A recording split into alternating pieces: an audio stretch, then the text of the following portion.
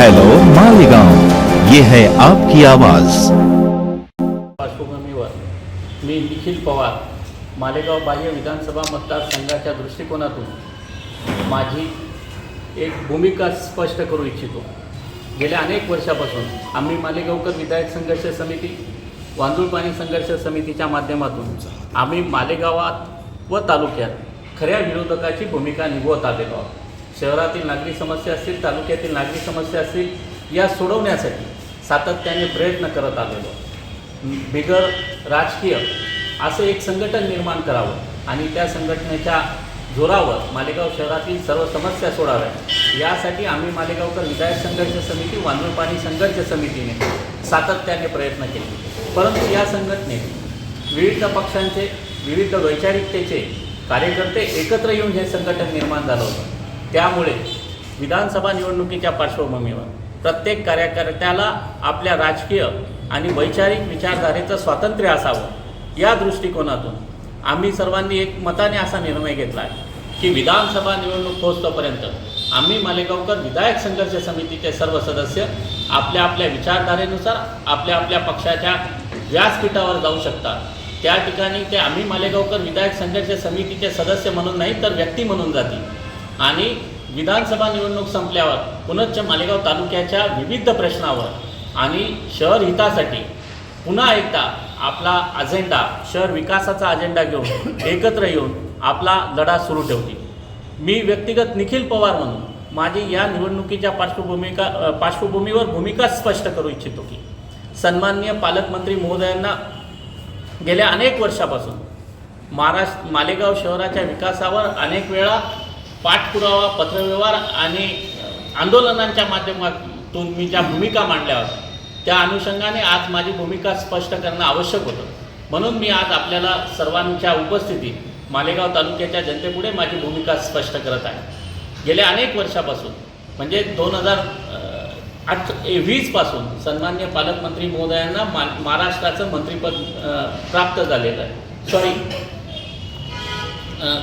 9 वर्षापासून त्यांना महाराष्ट्राचं मंत्रिपद प्राप्त झालं आहे। 2019च्या निवडणुकीनंतर त्यांना कृषी मंत्रिपद मिळालं। त्यानंतरच्या सत्ता बदलात त्यांना सार्वजनिक बांधकाम उपक्रम व बंदरे खाणीकर्म मंत्रिपद मिळालं। त्या अगोदर ते ग्रामविकास व सहकार राज्यमंत्री म्हणून काम केलेलं आहे। मालेगाव तालुक्याच्या विकासासाठी त्यांनी 2015 पासून जे मंत्रिपद आजपर्यंत भोगलं, त्या मंत्रिपदाच्या कार्यकाळात त्यांना मालेगाव शहराचा व्यापक असा विकास साध्य करणं शक्य होतं। मालेगाव जिल्हा निर्मितीचा गेल्या अनेक वर्षाचा प्रलंबित प्रश्न ते सोडवू शकत होते। मालेगाव शहराला एक पोलीस आयुक्तालय निर्मितीचे गेल्या अनेक वर्षापासूनची मागणी, त्याचबरोबर भायगाव, निळगव्हाण, तसंच सोयगाव, दाभाडी आणि मनमाड चौफुली भागासाठी स्वतंत्र पोलीस स्टेशनची निर्मिती, त्याचबरोबर मालेगाव शहराच्या संपूर्ण इन्फ्रास्ट्रक्चरमध्ये बदल घडवून आणू शकेल असा, गरिबांना हक्काचं घर मिळवून देऊ शकेल असा प्रकल्प सन्माननीय विलासराव देशमुख साहेबांच्या उपस्थितीत मालेगावला मंजूर झाला होता, मुख्यमंत्री असताना मंजूर झाला होता। त्या प्रकल्पा माळदा आणि सायना घरकुल योजनेच्या 15,000 घरकुलाचं काम पूर्ण करून ते गोरगरिबाला मिळवून देणं आवश्यक होतं। ते काम आजपर्यंत गेल्या 14 वर्षात ते काम ते पूर्ण करून देऊ शकले नाही। त्याचबरोबर शहरातील वाहतूक कोंडी मोकळी व्हावी यासाठी शासनातर्फे जो 100 कोटी रुपयापेक्षा जास्तचा रस्ते विकासासाठी जो निधी आला होता, त्या निधीतून 21 DP रोडचं विकास करणं आवश्यक होतं, परंतु ते त्यांनी करू शकले नाही। राष्ट्रीय महामार्ग क्रमांक 3 वर मोठ्या प्रमाणावर अपघात घडत आहे। हे अपघात रोखण्यासाठी सर्व्हिस रोडची आवश्यकता होती, ती त्यांच्या कार्यकाळात पूर्ण होऊ शकलेली नाही। त्याचबरोबर मालेगाव शहरात कामगार बांधवांना न्याय मिळावा यासाठी कामगार न्यायालयाची, त्याचबरोबर ग्राहकांना त्यांच्या हितासाठी ग्राहक न्यायालयाची व्यवस्था करून देणं आवश्यक होतं, ती ते करू शकले नाही। त्याचबरोबर या ठिकाणी मालेगाव शहरात पूर्वी जे उपविभागीय वन अधिकारी कार्यालय होतं, त्याचा दर्जा उन्नत करून वनसंरक्षक कार्यालयाची निर्मिती करणं आवश्यक होतं, जेणेकरून या मालेगाव शहराच्या पर्यावरण आणि वन विभागाच्या संदर्भातले सर्व कामं जलद गतीने करणं शक्य होतं, परंतु ते कार्यालय ते निर्माण करू शकले नाही। आणि पर्यावरणाच्या दृष्टिकोनातून मालेगाव शहराच्या दरेगाव आणि सायने भागामध्ये मोठ्या प्रमाणावर वृक्ष लागवड व संगोपनाचा विषय होता, तो ते मार्गी लावू शकले नाही। वारंवार शहरात होणारे बिबट्याचे हल्ले रोखण्यासाठी सिंधवाडी गाळणे भागामध्ये लेपर्ड सफारीचा विषय होता, त्याकडे त्यांनी दुर्लक्ष केलं. असे महत्त्वाचे विषय होते. त्याचबरोबर मालेगाव शहराच्या वाहतुकीचा अजून एक चांगला पर्याय म्हणून बाह्यवळण रस्त्याची निर्मिती म्हणजे बायपासची निर्मिती करणं आवश्यक होतं, त्याकडे त्यांनी दुर्लक्ष केलं. असं सर्व विकासाच्या विजनकडे लक्ष देण्याऐवजी ज्या ठिकाणी आपल्या ठेकेदारांचं हित साध्य करता येईल अशा गोष्टींवर त्यांनी तो विकास निधी खर्च केला आणि त्यामुळे शहराचा चेहरा मोहरा बदलणं शक्य झालं नाही. मालेगाव शहरात गेल्या अनेक वर्षापासून मोठ्या प्रमाणावर दडपशाही सुरू आहे. आपण गेल्या काळापूर्वी आपण बघितलं की एका सन्माननीय पत्रकारांवर देखील हल्ला झाला होता व त्यांना दडपशाही दाबून टाकण्याचा किंवा दादागिरीने आवाज दाबण्याचा प्रयत्न केला गेला होता. अशी दडपशाही या तालुक्यातून हद्दपार व्हावी अशी आमची सर्वांची इच्छा आहे. मालेगावच्या विकास कामांची गुणवत्ता ही अतिशय संशोधनाचा भाग आहे. विकासाचा सिक्वेन्स निश्चित झालेला नाही. डांबरी रस्ते खोदून सिमेंट रस्ते करण्यात आले, सिमेंट रस्ते खोदून आता भुयारी गटरचं काम चालू झालं.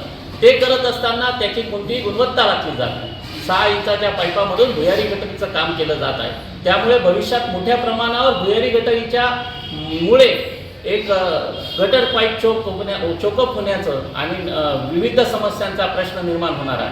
कचरा संकलन ठेक्यामुळे मालेगाव शहरातील 1500 बेरोजगारांना रोजगार देऊन कचरा संकलनाची जी निविदा प्रक्रिया आहे ती थांबवावी आणि कचऱ्याचं आउटसोर्सिंग थांबवावं असा प्रयत्न आम्ही गेल्या अनेक महिन्यापासून आंदोलनाच्या माध्यमातून करत होतो. परंतु त्यांनी त्याकडेही दुर्लक्ष केलं आणि शहरातील बेरोजगारांना रोजगार मिळवून देण्याची चांगली संधी गमावली. या सर्व गोष्टींबरोबरच मालेगाव शहरातल्या मोठा महत्त्वाचा विषय म्हणजे मोसम नदीचा विकास. या मोसम नदीच्या पात्रामध्ये मोसम चौपाटी निर्माण केली गेली.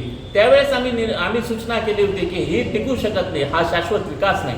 मालेगाव शहराच्या या मोसम नदीच्या पात्रामध्ये जी मोसम चौपाटी पहिल्याच पावसात वाहून गेली आणि आजपर्यंत मोसम नदीच्या सुशोभीकरणासाठी लाखो करोडो रुपयाचा निधी खर्च झाला, परंतु आजपर्यंत मोसमचं रुपडं बदलू शकलं नाही.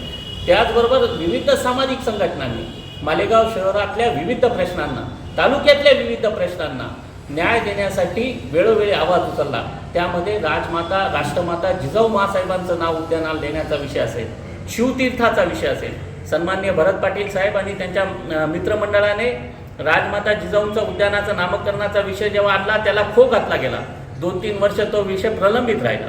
त्याचबरोबर जेव्हा शिवतीर्थाच्या सुशोभीकरणाचा विषय आला तेव्हा 3 वेळा आंदोलन करावं लागलं, 3 वेळा भूमिपूजन झालं, परंतु त्या विषयाला जाणीवपूर्वक दिरंगाई झाली. आज उत्तर महाराष्ट्रात एक आगळं वेगळं इतिहासाला साजेश शिवतीर्थ निर्माण करण्याचा जो प्रयत्न आम्हा सर्व शिवभक्तांच्या मनात होता तो साध्य करण्यात सन्माननीय पालकमंत्री महोदय सपशेल अपयशी ठरलेले आहे. त्याचबरोबर गेल्या काळामध्ये सिनेमॅक्स रोडचा जो विषय होता, सिनेमॅक्स रोडवर जैन धर्माचे संत मुनी हे मोठ्या प्रमाणावर रोज ये जा करतात. त्यांच्या त्या ठिकाणच्या ये जा करत असताना खडीमुळे त्यांना पायांना दुखापत होत होती. या विषयाची रस्त्याचं तात्काळ डांबरीकरण किंवा खडीकरण त्याचं सिमेंट कॉन्क्रिटीकरण करावं अशी मागणी मालेगाव युवा संघटनेच्या अध्यक्षा सौ मोनाली वहिनी देवा पाटील यांनी लावून धरली. तर त्या मागणीला देखील खो घालण्यात आला. अधिकाऱ्यांनी त्या मागणीला न्याय देण्याचा प्रयत्न केला असता त्यांच्यावर दबाव आणून त्याला दिरंगाई केली गेली. त्याचबरोबर कॅम्प मॉड्युलर दवाखान्याच्या विषयाला आम्ही मागणी केली असता तिथे पत्र्याच्या कंटेनरचा एक मॉड्युलर दवाखाना आणला गेला. तो असून खोळंबा नसून नाईलाजास्तव तो दवाखाना चालवला जात आहे. कॅम्प सोमवार बाजारच्या व्यापारी संकुलासाठी देखील आम्हाला आंदोलनं करावी लागली. अशाच प्रकारे मालेगाव शहरातील नागरिकांच्या डायरेक्ट संपर्कातला जो विषय आहे तो म्हणजे घरपट्टीचा. घरपट्टी वाढीच्या ठरावाला आम्ही मालेगावकर विधायक संघर्ष समिती त्याचबरोबर मालेगाव शहरातल्या अनेक सामाजिक संघटनांनी विरोध केला होता. या घरपट्टी सर्वेक्षणाच्या याला विरोध केलेला असताना देखील सन्माननीय उपमहापौर निलेश अय्यर साहेब यांच्या आग्रहास्तव सन्माननीय पालकमंत्री महोदयांनी या मागणीला मुकसंमती दिली आणि आज जिजया कराच्या रूपात घरपट्टी सर्वेक्षणाच्या माध्यमातून सर्वसामान्य गोरगरीब नागरिकांवर आवाजी घरपट्टी लादली जाणार आहे. सध्या निवडणुकीच्या पार्श्वभूमीवर जुन्या रेटने घरपट्टीच्या पावत्या पाठवल्या आहेत, पण भविष्यात मोठ्या प्रमाणावर घरपट्टी लादली जाणार आहे. तसंच रामदास काका बोरसेंच्या नेतृत्वाखाली वाढीव 5% पाणीपट्टी दरवर्षीची वाढ होते ती बंद करावी अशी मागणी गेल्या अनेक महिन्यांपासून लावून धरली जात आहे. सरकारमध्ये महत्त्वाचं मंत्रिपद असताना मालेगाव शहरातल्या नागरिकांच्या पाणीपट्टी वाढीवर निर्णय का होत नाही हा प्रश्न आम्हाला पडलेला आहे. आणि या सर्व गोष्टी असताना आज नारपारच्या विषयाचं ते श्रेय घेऊ इच्छितात. गेल्या 10-12 वर्षापासून वांजूळ पाणी संघर्ष समितीच्या माध्यमातून आम्ही सर्व कार्यकर्ते गावोगावात जाऊन वांजूळ पाणी नारपारच्या विषयाला जनजागृती केली. मंत्रालयापर्यंत आम्ही याचा लढा नेला आणि ह्या प्रश्नावर सन्माननीय पालकमंत्री महोदयांना जेव्हा जेव्हा आम्ही भेटलो तेव्हा तेव्हा त्यांची भूमिका ही नकारात्मक होती आणि त्यांच्या या नकारात्मक भूमिकेमुळे वांजूळ पाणी संघर्ष समिती कायम आंदोलनाच्या पवित्र्यात असताना देखील त्यांना कुठेतरी सरकारचे ते प्रतिनिधी आहेत त्यांना बरोबर घेऊन हा प्रश्न कुठेतरी मार्गी लागावा आणि गिरणाखोरं सुजलाम सुफलाम व्हावं यासाठी प्रयत्न करत असताना त्यांनी त्याला कुठेही दाद दिली नाही. परंतु सन्माननीय राज्याचे उपमुख्यमंत्री या देवेंद्र फडणवीस साहेबांनी जेव्हा या प्रकल्पाच्या मंजुरीची घोषणा केली तात्काळ ह्या प्रकल्पाचं श्रेय घेण्यासाठी त्यांनी बॅनरबाजी केली आणि मालेगाव तालुका कसा सुजलाम सुफलाम होईल असं प्रेझेंटेशन चालू केलं. स्वतःचा नागरी सत्कार देखील करून घेतला. सन्माननीय पालकमंत्री महोदयांना आम्हाला या निमित्ताने एकच विनंती करेल मी या ठिकाणून की वित्त विभागाने या प्रकल्पाच्या पूर्ततेसाठी 7,500 कोटी रुपयाची आर्थिक तरतुदीला मान्यता दिल्याची टिप्पणी आपण सादर करावी जेणेकरून हा प्रकल्प पूर्ण होईल. केंद्र सरकारने नाकारलेला प्रकल्प राज्य सरकारने पूर्ण करणं स्वतःच्या निधीतून पूर्ण करण्याचा जो काही निर्णय घेतलेला आहे आज राज्याची आर्थिक परिस्थिती बघता हा प्रकल्प पूर्ण होईल का नाही अशी शंका सर्वसामान्य नागरिकांच्या मनामध्ये आहे. ती जर पुसून काढायची असेल तर वित्त विभागाने महाराष्ट्र शासनाच्या वित्त विभागाने याला पूर्ण निधी दिल्याची घोषणा करावी अशी आमची मागणी आहे. आणि या प्रकल्पात माधवराव चितळे समितीच्या अहवालानुसार राष्ट्रीय जल आयोगाच्या अहवालानुसार जर 30 TMC पाणी या गिरणा खोऱ्यात आलं तरच या ठिकाणचा भविष्याचा येऊ घातलेलं पाण्याचं संकट हे निघू शकेल आणि त्याचा निपटारा होऊ शकेल. महाराष्ट्र गिरणा खोरं सुजलाम सुफलाम होऊ शकेल. आज 10 TMC पाणी जे आपल्याला फार सफिशियंट वाटतं 4-5 चनकापूर धरणा इतकं जे पाणी आपण म्हणतो परंतु आज या पाण्याचं वाटप निर्धारित झालेलं आहे. मालेगाव शहराच्या हितासाठी भविष्याच्या गरजा लक्षात घेऊन वाढता नागरीकरण वाढता औद्योगिकरण लक्षात घेऊन मालेगाव शहराला भविष्याच्या गरजा लक्षात घेऊन आपल्याला 30 TMC पाणी मिळणं आवश्यक आहे. त्याचबरोबर मालेगाव तालुक्यातील बेरोजगाराची संख्या मोठ्या प्रमाणात वाढलेली आहे आणि ही बेरोजगाराची संख्या कमी करण्यासाठी औद्योगिक वसाहतीला मान्यता मिळवली गेली. परंतु ही औद्योगिक वसाहतीत आजपर्यंत एकही मोठा प्रकल्प कार्यान्वित झालेला नाही. मालेगाव तालुक्याच्या हितासाठी असा एखादा मोठा प्रकल्प आपण गेल्या 5-7 वर्षात का आणू शकला नाही हा आमचा आपल्या पुढे प्रश्न आहे. गेल्या काळामध्ये 15 वर्षापूर्वी मारुतीचा एक प्रकल्प मालेगाव तालुक्यात सर्वेक्षण करून गेला होता. हा प्रकल्प मालेगावात का थांबला नाही हा मालेगावातून बाहेर का गेला याचं देखील आपल्याला उत्तर देणं आवश्यक आहे. त्याचबरोबर मालेगाव तालुक्यात टेक्स्टाईलचा मोठा भाग आहे. या टेक्स्टाईल क्लस्टरच्या निर्मितीसाठी आपण काय प्रयत्न केले आपल्याकडे पॉवरलूमच्या समस्यांच्या संदर्भातली आपल्या अध्यक्षतेखाली एक समिती नेमली गेली होती वस्त्रोद्योग मंत्रालयाची. त्या समितीच्या माध्यमातून आपण टेक्स्टाईल क्लस्टर मालेगावात का निर्माण करू शकला नाही आणि मालेगावात प्लॅस्टिक रिसायकलिंगचा मोठा उद्योग या ठिकाणी आहे. या प्लॅस्टिक रिसायकलिंग उद्योगाच्या हितासाठी प्लॅस्टिक कारखान्यांवर वारंवार होणाऱ्या प्रदूषणाच्या समस्या सोडवण्यासाठी एक स्वतंत्र जागेत प्लॅस्टिक क्लस्टर निर्माण करण्याची आवश्यकता होती आणि हे प्लॅस्टिक क्लस्टर निर्मितीसाठी आपण का प्रयत्न केले नाही असे आमचे आपल्याला प्रश्न आहे. त्याचबरोबर मालेगावच्या जनतेच्या आरोग्याच्या हितासाठी करोना काळात मालेगावकरांवर निर्माण झालेल्या अनेक आरोग्याच्या समस्या सोडवण्यासाठी महाराष्ट्र शासनाने मोठ्या प्रमाणावर निधी दिला. परंतु या निधीमध्ये राकेश भांबरे साहेबांनी या संदर्भात हायकोर्टात याचिका देखील दाखल केली होती आणि या याचिकेमध्ये शासनाने जे काही गाईडलाईन्स दिले होते विभागीय आयुक्तांच्या अध्यक्षतेखाली एक समिती नेमली गेली. त्या समितीच्या माध्यमातून काही कामं झाले परंतु आजही मालेगावच्या विविध दवाखान्यांमध्ये आरोग्य सेवकांची आणि डॉक्टरांची संख्या अतिशय अल्प प्रमाणात आहे. आपण आपल्या अधिकाराचा वापर करून बाहेरून कुठून डॉक्टर आणून मालेगावची आरोग्य व्यवस्था सुदृढ करण्यासाठी का प्रयत्न केले नाहीत हा आमचा या निमित्ताने आपल्या पुढे सवाल आहे. त्याचबरोबर मालेगाव महानगरपालिकेत वारंवार भ्रष्टाचारी चे गंभीर आरोप असलेले अधिकारी नियुक्त केले जातात। आमची वारंवार मागणी आहे, मालेगावकरांच्या जनतेची वारंवार मागणी आहे की मालेगाव महानगरपालिकेला भारतीय प्रशासकीय सेवेतलाच आयुक्त नियुक्त केला गेला पाहिजे। त्याचबरोबर प्रशासकीय यंत्रणा प्रचंड दबावात काम करत आहे। अनेक अधिकारी जे नाव घेणं म्हणजे विविध विभागातले अनेक पदसिद्ध अधिकारी हे वारंवार 6-6 महिन्यात बदल्या करून घेतात। असं सर्व गोष्ट आहे म्हणजे प्रशासन कुठेतरी दबावात काम करत आहे। मी या निमित्ताने विधानसभेच्या निमित्ताने गेल्या काही दिवसापासून आपल्या सर्वांच्या माध्यमातून एक गोष्ट मी समजून घेत आहे की हिंदुत्वाचा अजेंडा पुढे केला जातो आहे। मला या ठिकाणून स्पष्टपणे नमूद करावंसं वाटतं की मालेगाव बाह्य विधानसभा मतदारसंघात जो सवनगाव आणि दरेगावचा भाग येतो, जो सायन्याचा भाग येतो, या भागात जे कत्तलखाने निर्माण झाले, जे आधुनिक कत्तलखाने निर्माण झाले, त्यामध्ये दररोज 4 ते 5 हजार जनावरांची कत्तल होते। असे कत्तलखाने कोणाच्या काळात निर्माण झाले, या कत्तलखान्यांना कुणामुळे परवानगी मिळाली आणि हे कत्तलखाने बंद करण्यासाठी माननीय लोकायुक्तांनी आदेश दिल्यानंतर देखील त्यावर कारवाई का होत नाही आणि त्या कत्तलखान्यांना बेकायदेशीर चालवण्यात कोणाचा वरदहस्त आहे, या विरोधात सन्माननीय पालकमंत्री महोदय केव्हा आवाज उठवणार आणि जर खरंच ते हिंदुत्ववादी आहे आणि खरंच त्यांचा हिंदुत्वाचा अजेंडा आहे तर ते हे कत्तलखाने बंद का करत नाही, हा प्रश्न मालेगावच्या हिंदुत्ववादी कार्यकर्त्यांच्या माध्यमातून मी त्यांना विचारू इच्छितो। मला वाटतं पर्यावरणाच्या दृष्टिकोनातून ते कत्तलखाने अतिशय घातक आहे, पण शहराच्या शांततेसाठी ते घातक आहे। मालेगाव शहरातील सर्वसामान्य मुस्लिम बांधव असतील, हिंदू बांधव असतील, यांना शांतता हवी आहे आणि त्या कत्तलखान्यांमध्ये येणारं जनावरांमुळे मालेगाव शहराची कायदा सुव्यवस्था आणि शांतता बिघडते। जर हे कत्तलखाने बंद झाले तर मालेगाववर त्याचा कोणताही परिणाम होणार नाही, कारण या ठिकाणचं बीट हे मालेगाव शहरात वापरलं जात नाही। त्यामुळे ही शांतता अबाधित राहावी यासाठी सन्माननीय पालकमंत्री महोदय हे कत्तलखाने बंद करतील का, हा देखील मी या ठिकाणून त्यांना प्रश्न विचारू इच्छितो।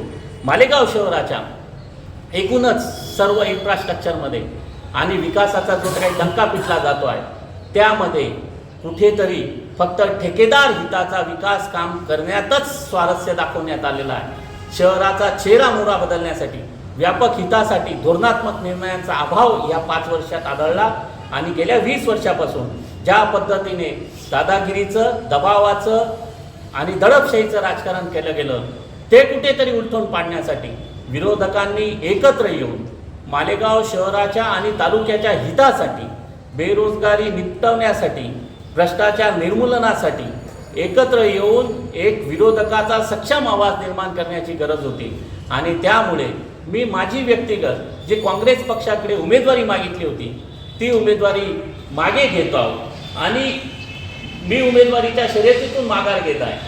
आज रोजी मी माझा पाठिंबा आदरणीय श्रीमान गेल्या काही वर्षापासून करोना काळापासून सर्वसामान्यांच्या हाकेला ओ देणारा, सर्वसामान्यांच्या मदतीला धावून जाणाऱ्या अशा सर्वसामान्य कार्यकर्त्याच्या मागे उभं राहण्याचा मी निर्णय घेतलेला आहे आणि त्या माध्यमातून मी माझी संपूर्ण पाठिंबा हा श्रीमान बंडू काका बच्छाव यांना घोषित करतो आणि मी मालेगाव तालुक्यातल्या जनतेलाही विनंती करतो की सर्वसामान्यांच्या न्याय हक्कासाठी जो आपल्याला मदत करेल, सर्वसामान्यांच्या हितासाठी जो आपल्याबरोबर राहील त्याला मदत करावी म्हणून हा निर्णय घेतलेला आहे। सन्माननीय पालकमंत्री महोदयांचे 20 वर्षाचा कार्यकाळ आपण अनुभवला असेल तर आता कुठेतरी परिवर्तनाची गरज आहे आणि या परिवर्तनाच्या याच्यात आपण बंडू काकांबरोबर जाऊ एवढा निर्णय मी घोषित करून माझे